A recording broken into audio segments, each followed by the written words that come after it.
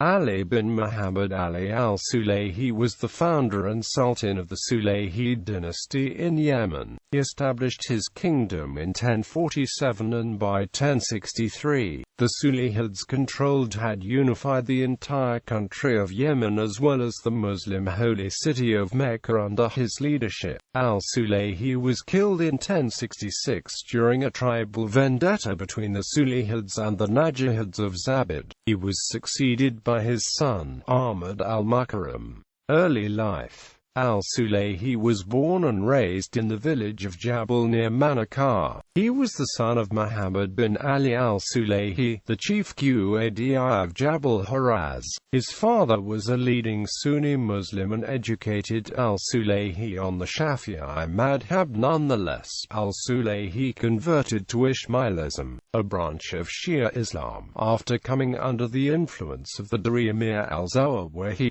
Zawahi had kept his Ismaili faith private and was well regarded by Al-Sulayhi's father, who employed him to teach his son. However, al-Zawahi, who also served as the chief Dari of the Ismailis, secretly taught al-Sulayhi the system of canon law used by the Fatimid Caliphate and the allegorical interpretation of the Quran employed by the Ismailis known as Ta'wil. Al-Sulayhi succeeded al-Zawahi as chief Dari of Yemen after the latter's death. He married his cousin Asma bint Shihab in the 1030s.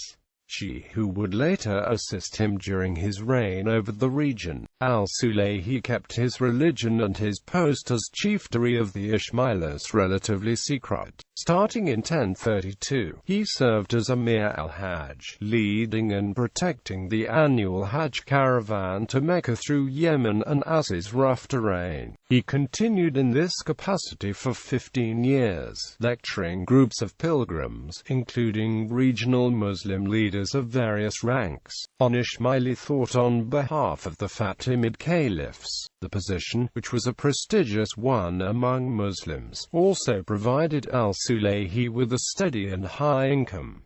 Ruler of Yemen. Following his marriage to Asma, he moved to Jabal Massa with 60 loyal members of his clan, Al-Yam, part of the Hamdani tribe.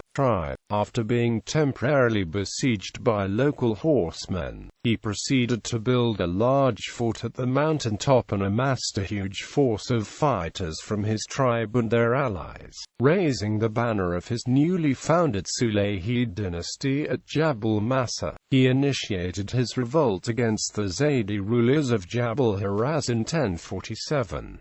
Consequently, a Zaydi army of 30,000 besieged al-Sulayhi's fortress, but were unsuccessful in breaching it. While the Zaydi army was still positioned at the base of Jabal Massa, al-Sulayhi led a counterattack, killing the opposing generals, dispersing the remaining Zaydi fighters and thereby securing his control over both Massa and Haraz, establishing his capital at Sana and maintaining his fortress in Massa. Al-Sulayhi entered into a prolonged conflict with the Najahids, an Ethiopian ex-slave dynasty based in Zabid. Historian Ibn Khaldun states al-Sulayhi sent a female slave to the Najahid leader Abu Said Najjar as a peace offering with the real intent of killing him. In 1016 Najjar was poisoned by the slave and died.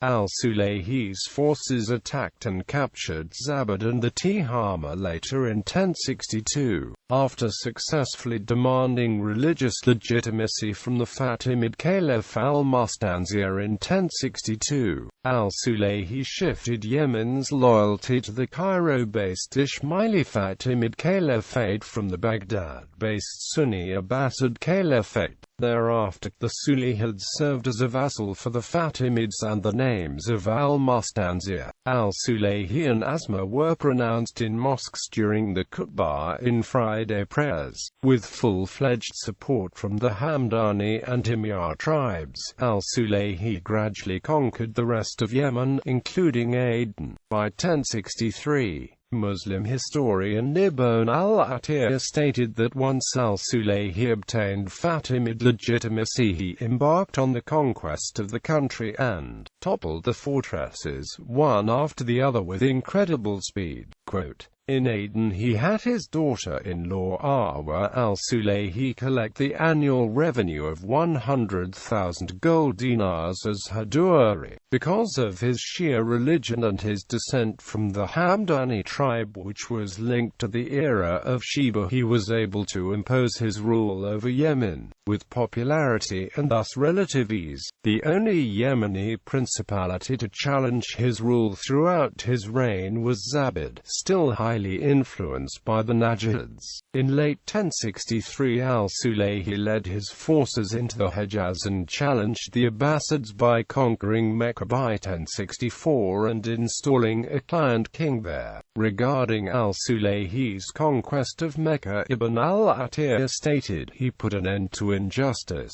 reorganized the supply system, and increased the acts of beneficence. Al-Sulayhi brought Mecca firmly into the orbit of Shia Islam and had the name of the Fatimid caliphs pronounced in the khutbah. Death and aftermath. In 1066 al-Sulayhi made the Hajj pilgrimage to Mecca with a large caravan that included Asma and the entourage of her court, all of the emirs of the Sulayhid principalities in Yemen, and 5,000 Ethiopian soldiers. Al-Sulayhi invited all of his emirs to accompany him in the Hajj in safety measure to prevent any revolts against Sulayhid rule while he was away from Yemen. In his absence, he assigned his son Ahmad al-Mukarram to preside over the kingdom. According to Muslim historian Ibn Khaldun, the main reason al-Sulayhi undertook the Hajj was because of a command by al-Mustanzir to restore Shia order in Mecca after its Sharif Muhammad ibn Ja'far, who belonged to the Banu Hashim, disavowed the Fatimid Caliphate. Al-Sulayhi's caravan was highly luxurious and news of its departing spread throughout Yemen. Said al-Awwal, the leader of the Najahids and son of the slain former leader Najah, had prior knowledge of the caravan's planned route and devised an attack on al-Sulayhi to avenge Najah's death. On its way to Mecca, the caravan was assaulted by al-Awwal's force and al-Sulayhi was killed. Ibn Khaldun wrote that al-Sulayhi was notified by his brother-in-law Asad ibn Shihab al-Sulayhi, who ruled Zabid, that al-Awwal and his brother, Jayash ibn Najaj, had emerged from the hiding and planned to attack the caravan. In response, al-Sulayhi dispatched a force of 5,000 Ethiopian horsemen to protect the caravan and kill the Najahid brothers if they were confronted on the route to Mecca. Jayash and al-Awwal successfully evaded notice while pursuing al-Sulayhi, and together with a handful of the partisans attacked the caravan while it was encamped outside al-Majam.